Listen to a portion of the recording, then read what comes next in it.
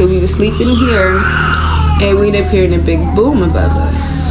Thank you for watching Why I Killed You TV. Please do not forget to subscribe, like, comment, and share this particular video on this particular YouTube channel. Today we're going to be talking about Jasmin Cigarroa. She was just 24 years old. She was from Denver, Colorado. She was found dead in the rural area of Adams County in March of 2021. Her body was discovered inside a large plastic bag along the side of the road. Investigators determined that she had been strangled. The case drew widespread attention due to the disturbing nature of her death and the efforts by authorities to piece together the timeline upon her disappearance. Her tragic death has since become a focal point in discussions about domestic violence and missing persons awareness. Let's roll this clip. They hate you. You're gonna die. I don't want to do this. She was a promising young woman, a hard-working student, and suddenly she went missing. What happened to Jasmin Cigarroa? Jasmin's friends and family feared the worst, and the Denver Police Department seemed to agree, as their investigation led them to suspect something terrible had happened to her. Someone close to Jasmin could be responsible for her disappearance. So we were sleeping here, and we'd appear in a big boom above us. It was over her husband because she didn't know if to divorce him or not, because they had an argument those 3 months ago where he tried pulling her out of the car. She just told me I have a confession to make. I haven't been completely honest with you. I've been in an abusive relationship with Johnny. Before we begin, let us express our deepest sympathies to the family and friends of Jasmin Cigarroa. It wasn't like Jasmin Cigarroa to miss an appointment, especially when that appointment was to meet up with friends. But on Tuesday, March the 9th, 2021, that is exactly what happened. Jasmin's friend called to confirm their arrangements, but got no answer. In fact, she couldn't get through to Jasmin all day. So she went to her home to try to find out if she was okay. Nobody answered the door, and there was no sign of Jasmin anywhere. As it turns out, it wasn't just Jasmin's friend who had noticed her absence. The following day, on March the 10th, Jasmin's husband, Jonathan Nuno-Mijangos, called 911 to report his wife missing from their home at the 7500 block of East 28th Avenue. Officers were sent to file a missing persons report. My wife was in the morning. Okay. Before I went to work. Yesterday? Yesterday. Okay. She had texted me, said she was going to go out with a friend. Okay. And never mentioned where she was going or anything. Okay. I came home. How did she go out? I saw something about her car's here. Her car is here, so I don't know if her friend came and picked her up. She didn't tell you? No. Wow. No. So she usually tells me, but does she have their phone here? Okay, what's your name, man? My name is Jonathan.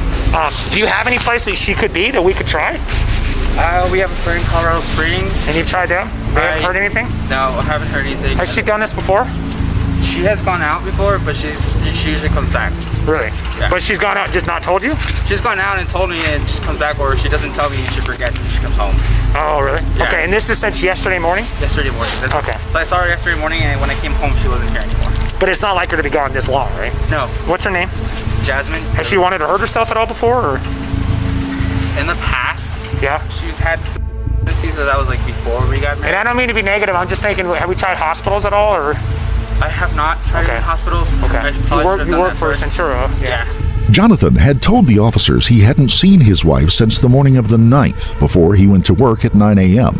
Around 10 a.m., Jasmin sent Jonathan a text message telling him she was meeting up with friends that evening, but as we know, she never made it to that meetup. What could have led to Jonathan being the last person to see Jasmin alive? Officers decided to speak to the couple's neighbors to see if they had any information on her whereabouts. Although they didn't know where Jasmin was, they did notice some suspicious activity coming from their apartment.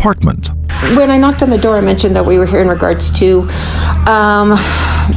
your neighbor who, excuse me, has been reported as missing. Yeah. And I was just wondering if you know anything about it or what's going on, or.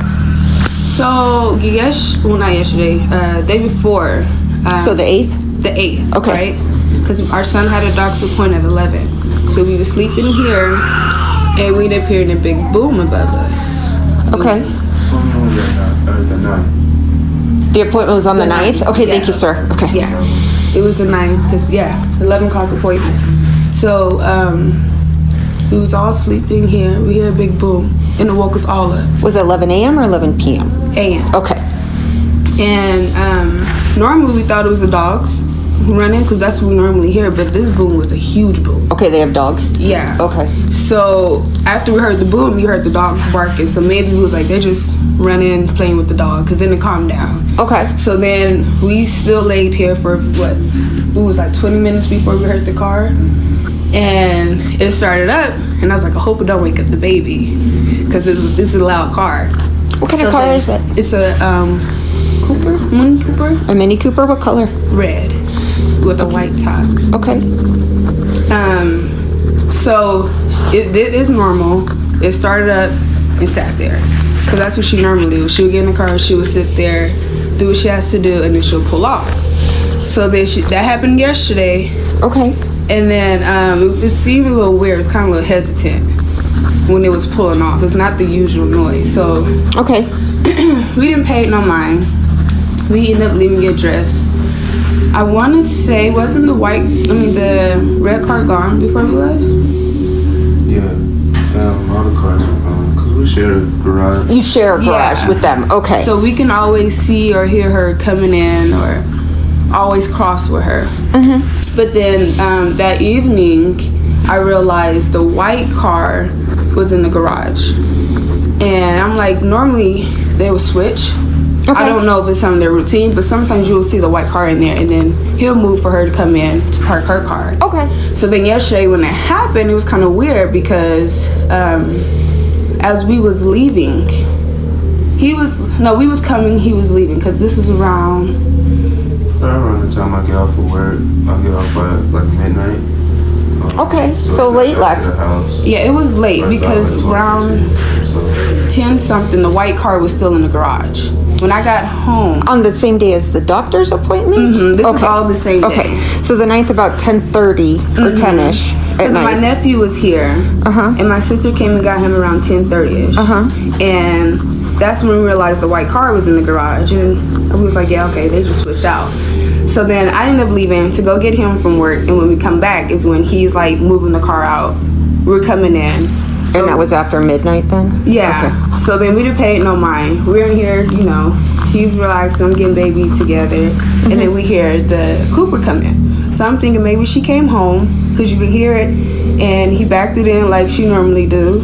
So then I'm like, okay, that's her. Nothing of it. As well as Jonathan's usual activity with Jasmin's car, the neighbors also had some interesting information on the couple's turbulent home life.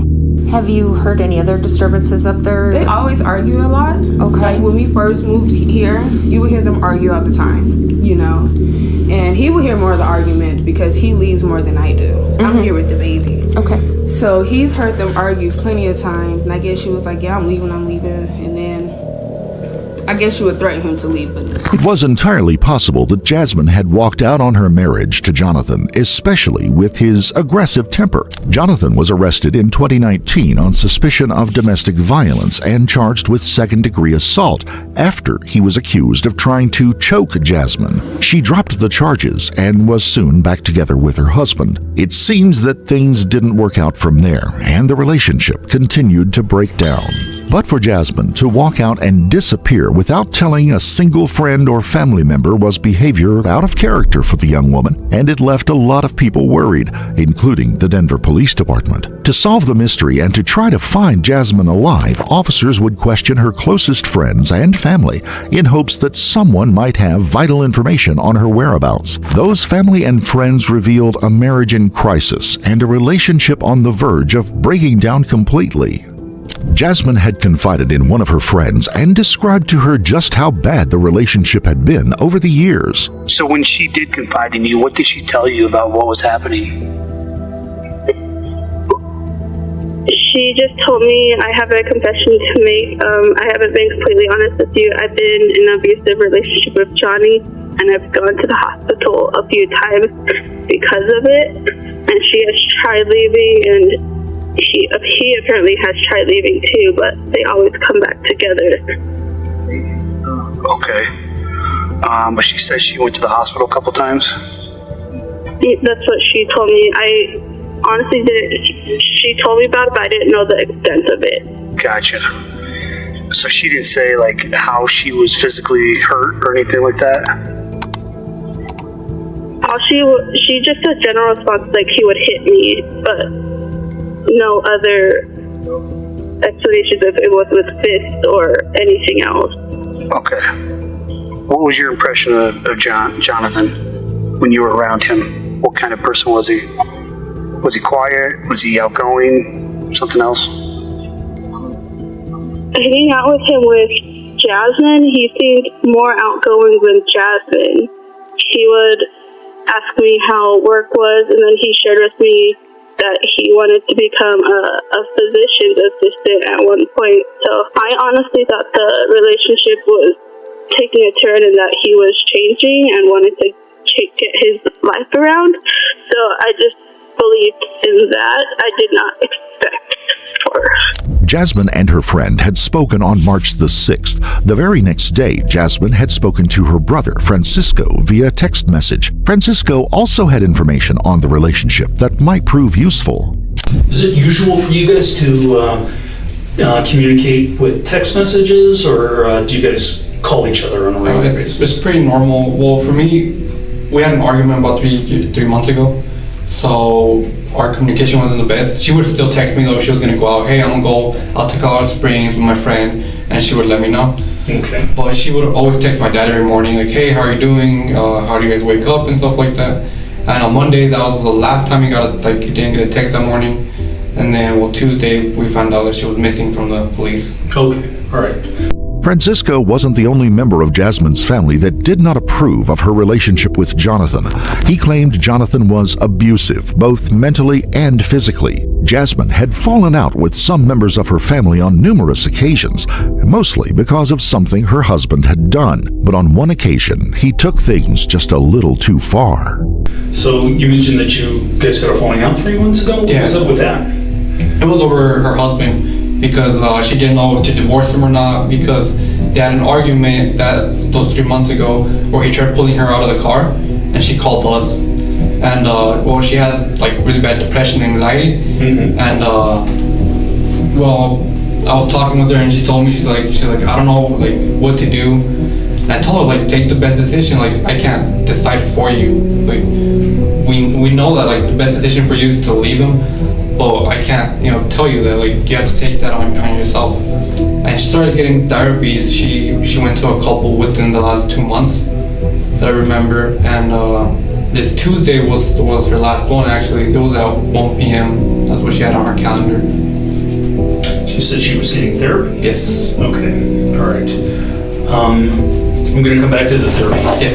But you said that 3 months ago, her husband tried to pull her out of her car. Yes. Did she say when this happened?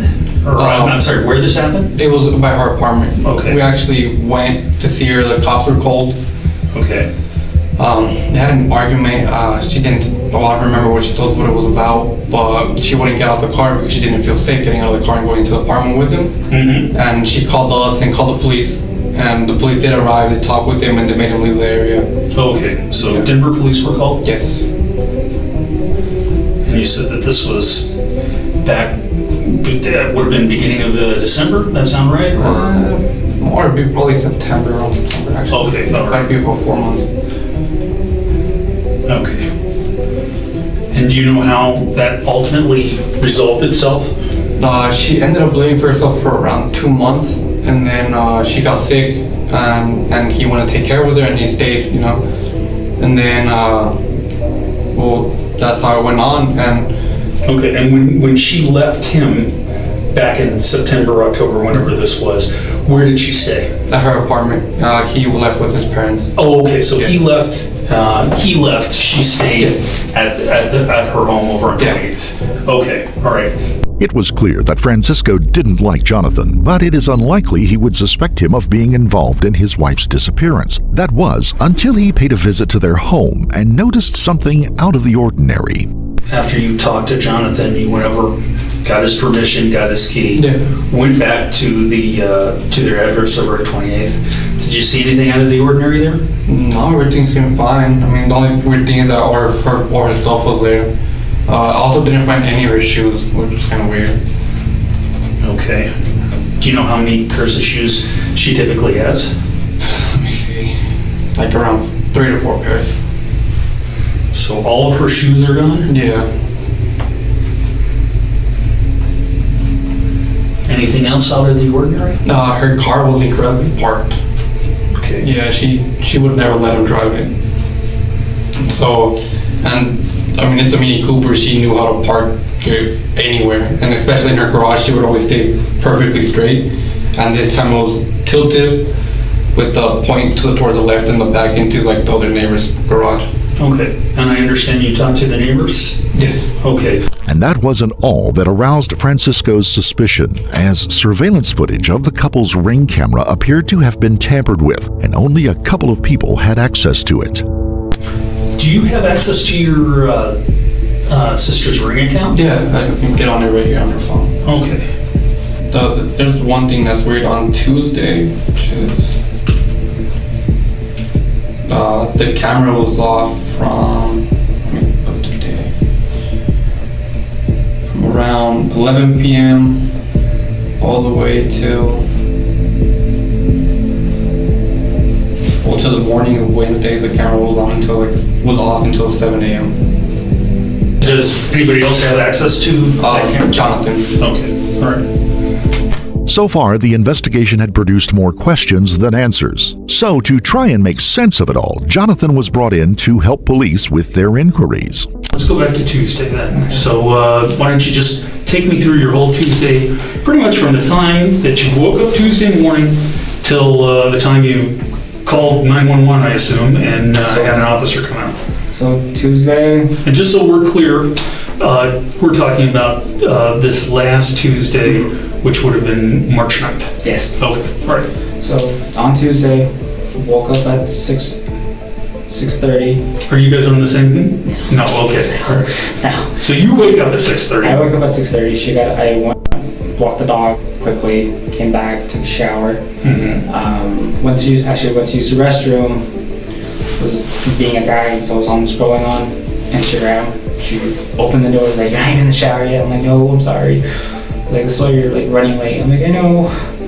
And so we got in the shower, we took a shower together, talking about, hey, don't forget on Friday we need to buy our plane tickets and reserve the hotel since we're going out to Utah for her graduation. Oh, okay. For her master's degree. I was like, yeah, I remember. I want to send you whatever we're gonna even like you're gonna be okay. You're gonna just say like with $1 or $2 again. I'm like, yeah, I'm okay with that. We're going to your graduation. I got out, fed the dog. She was getting ready. She put on her PJs again. It was blue shorts and the gray shirt. I think it was her Vegeta one. Vegeta gray shirt. And she had her gray socks on. So they're the same PJs because she's working from home. She likes to be comfy. Sure. So she sat down, started working. Jonathan made no mention of an argument or a fallout between the couple that morning, despite the neighbors hearing a loud disturbance. In fact, it appeared the couple were getting along well together, at least according to Jonathan. And yeah, she texted me. I was on my way to work around like 10 o'clock. I got a text from her saying, "Hey, I'm gonna go out with some friends." And I told her, okay. You got a text from my wife around 10 o'clock. Around 10 o'clock. Okay. At that point I was on Evans next to University of Denver. Okay. So then I got a text from her, hey, I'm going to go out with a friend tonight. I told her, okay, be careful. Okay. In the past, what I've asked her, who are you going with, where are you going, what time are you going to be coming back? We got in a fight about it. She said, tell me like, you're not my dad, you don't need to be asking me this kind of questions, like you don't own me, that sort of thing. Mm-hmm. So I knew not to ask those questions. I just told her, okay, be careful. Sure.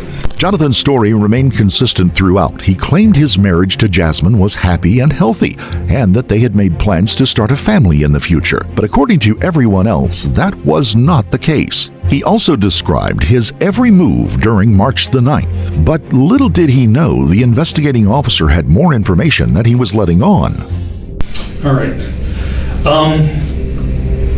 Your neighbors said they heard a loud bang? That was probably the dog, because she has a bone that's like unbreakable. Unbreakable? Yeah, because she goes through true twice as quickly. How big is this bone? Okay. It's red and it's really loud. Like when she grabs it, like throws it, because she does the same thing with her treats. Gotcha. Like bone treats, and so those are breakable, and so she's been trying to break it and destroy it. And so she does that a lot. Okay. All right. Do you know your neighbors at all? No. Okay. You guys ever talk? No, I put complaints on them because they're smoking weed when they're not supposed to in our building, and they also have a baby. Gotcha. And that's the bottom one. Bottom ones. Okay. The new ones haven't even spoken with them. Okay. Before long, Jonathan's story began to slowly unfold as he was outsmarted at every move. She sent you a text on Sunday? Not Sunday. Not Sunday. Okay. She sent you the text on Wednesday. No. Okay, on Tuesday. I'm sorry. Too many days here. Tuesday. All right. Okay. Do you have your phone with you? I do. Can I see that text? I don't have the text anymore. Oh, okay. What happened to the text? I just went through my phone and I go through my phone like every month and I just delete messages. Oh, okay. So this is my mom, my coworker, because she said, hey, there's someone, hey, Evan, you want me to tell you there's a cop or another guy standing right next to your car. Oh, okay. Talking about the truck or some ish. Coworkers, because one of our coworkers is leaving, so we want to plan a party, and then my dad saying something about me being the account of their Sam's Club thing. That's it. Okay. And then the only messages I have, I don't even have any like Facebook messages from her. I emailed her today. That's it. You want to see that?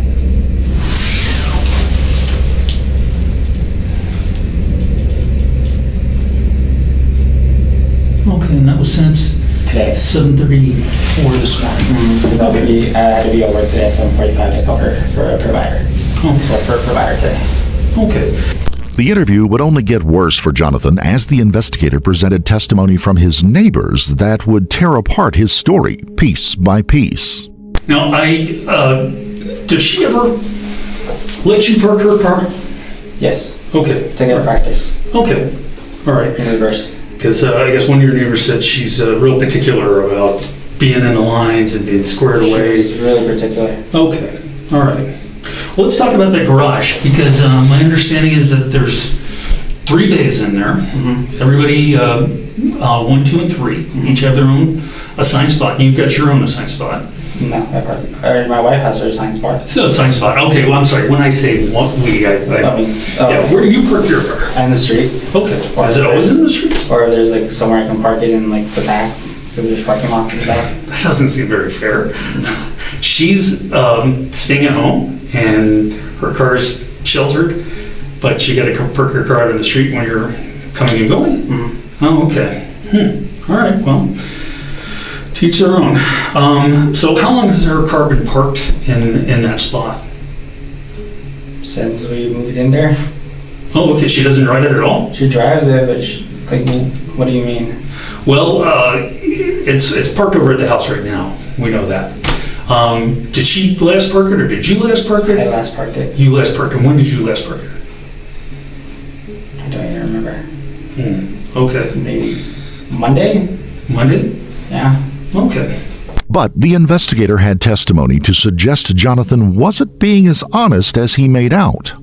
Because see, we talked to the neighbors, and they said that when they came out, it was kind of curious because her car sort of sticks out, and it was parked in its normal spot. Mm-hmm. And then later, they came back, and they said that the garage light was out, and your car was parked in her spot, and that her car was parked out on the street. And this would have been late Tuesday evening. Late Tuesday evening? Yeah. No. Didn't repark that? That didn't happen? Okay. All right. My car was out on the parking lot. The whole time? Yeah. Okay, because they said that when they came back even later that evening, her car was parked back in the garage, and your car was back out in the street. No. In fact, they said that they saw you out by your trunk. No. No? Okay, I'm getting confused signals here because you just nodded your head yes, and then you said no. No, I did not. Okay. All right, so you're saying that there was somebody else that was in your trunk after midnight? My car was never inside the garage. Okay. The only time it was in the garage was 4 or 5 months ago when she left for a week to go to Colorado Springs. Okay. And that was it. Okay. And your car was parked on the street then? Yes. Pretty much from the time you got home till the next morning when you went to work? Yes. And you went to work at what time this morning? I went to work this morning at 7:45. At 7:45? Yes, Okay. because my boss wanted me to go and work with another provider whose first appointment, the first patient was today at 8 o'clock. And that was more important than your wife being gone all night long? My in-laws have already made flyers. They're doing a search thing that I couldn't go to. I don't know what else to do but remain calm and just wait. What else can I do? You can start by telling me the truth. I am telling you the truth. I don't think you are telling me the truth. I am telling you the truth. Listen, I understand relationships are hard. People lose their temper. They go off. It's difficult. If you love this woman, if you really love this woman, you'd do just about anything to find her, right? Yes. Okay, so start telling me the truth. I am telling you the truth. Okay. Well, tell me where you went Wednesday morning. Wednesday morning? Wednesday morning. Wednesday morning, I didn't go anywhere. I went to work. I called the police officers. They came. I left to work at 7:50. Okay. And I went to work. I had to work at 8:25. You didn't leave home shortly after midnight? No. Okay. Jonathan stood his ground and was adamant that the neighbor's testimony wasn't true. He claimed that he was home on the evening of the 9th and stayed there until he went to work the next day. But Jonathan had no idea that the Denver Police Department had already analyzed his cell phone data, and it told a different story altogether. And you've already told me that no one else uses your phone and your phone was with you?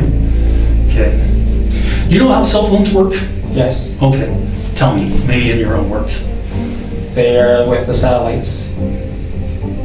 Not satellites, with the phone lines. Cell towers. Cell towers. Yeah, so you realize that even if your phone isn't receiving calls, it's constantly searching for a tower. And it's constant, when it hits that tower, it gets information. And that sort of makes a trail. Okay, so we've got your phone leaving your address shortly after midnight Wednesday morning, heading eastbound on I-70. And you're telling me nobody else had your phone? No one else had my phone. I didn't leave my apartment. Okay. And how do we explain this technology? But I did not leave my apartment. I am not lying to you. I want my wife to come home. I don't know what else to do. Start by telling me the truth. I am telling you the truth. Your story is not making any sense. And no reasonable person is going to look at this and say, this makes sense.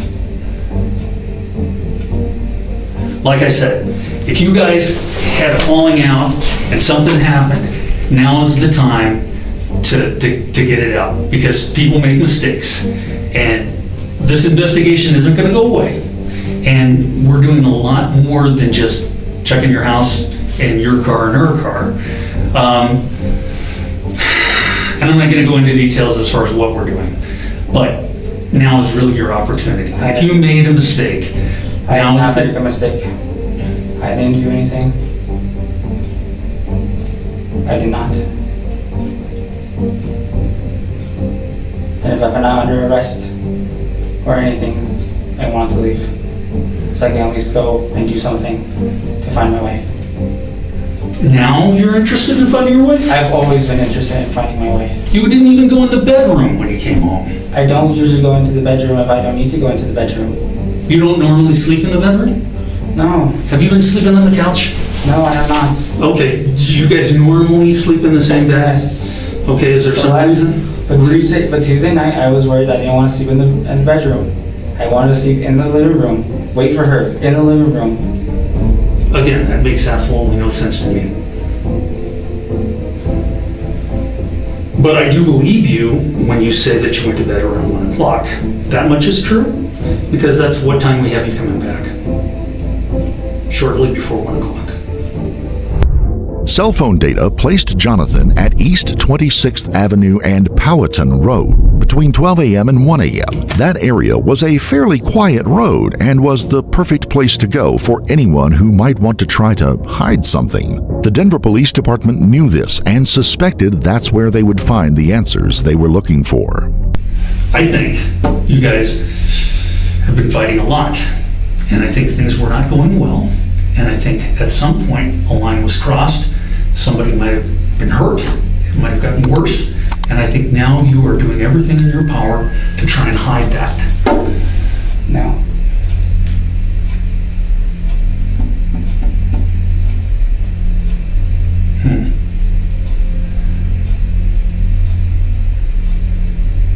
Your story is not adding up at all.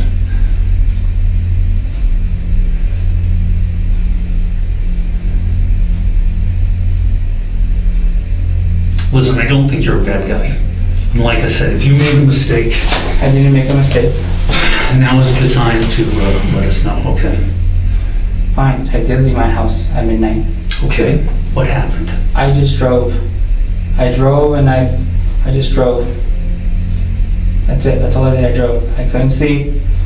I was worrying about her, I drove. You know, the problem that I have with that story now is I asked you 3 separate times earlier in our interview about you leaving the house, and you didn't. If I can't believe you now, or then, how can I believe you now? Because I drove. Okay. Where did you drive? I just got onto I-70 and I just drove. Did you go east or west? I went east. Okay. How far did you go? Tower Road, Smith Road. Did you stop? No. Didn't stop at all? No. Not even once? Yes, on Smith Road. Okay, see, there we go again, as far as the whole untruthfulness. No, yes. You don't know what I know, okay? And so you're guessing around. See, the easy thing about the truth is there's only one version of it. Jonathan claimed he went as far as Tower Road, but the officer knew that was a lie. In reality, he had been much further out of town. But getting Jonathan to admit the truth wouldn't be easy, and it might take more than a stern interrogation from the investigator to make him crack. Are we done? If you're done, do you want to talk to me anymore? No. Then I don't believe that you want to find your wife. Without a confession, the Denver Police Department would need as much evidence as possible to prove Jonathan was involved in his wife's disappearance. They began the search of the area where Jonathan had stopped his car in the early morning hours of the 10th. The search began on Thursday, March the 11th, but had to be abandoned due to poor light. But that wasn't enough to stop the search teams. On Friday, March the 12th, they made the tragic discovery. Right now, breaking news at 6. Denver police believe they have found the remains of this missing woman. 24-year-old Jasmin Cigarroa was last seen on near Denver's Central Park neighborhood. The remains were found in Adams County. Jasmin's body was located at East 26th Avenue and Powhatan Road, exactly where Jonathan had stopped his car and exactly where his cell phone data had placed him. It was determined that she had been the victim of strangulation, and Jonathan was charged with first-degree murder, assault, tampering with a body, and abuse of a corpse. Jonathan would never openly admit to killing his wife and maintained his innocence throughout the investigation and eventual trial in 2024. But with the evidence mounting against him, the verdict was almost certain. Guilty, that's the verdict for a man in Denver charged with murdering his wife 3 years ago. A jury found Jonathan Nuno-Mijangos guilty of first-degree murder this week. Back in 2021, his wife Jasmin Cigarroa was found dead in a rural area miles from her home. Nuno-Mijangos now faces life in prison without the possibility of parole. His sentencing will be on Friday. Jonathan was sentenced to life in prison without the possibility of parole, meaning he would never see freedom again. There is nothing that will ever bring Jasmin back, but hopefully Jonathan's lengthy prison sentence will bring some comfort to her loved ones. They hate you. You're gonna die. I don't want to do this.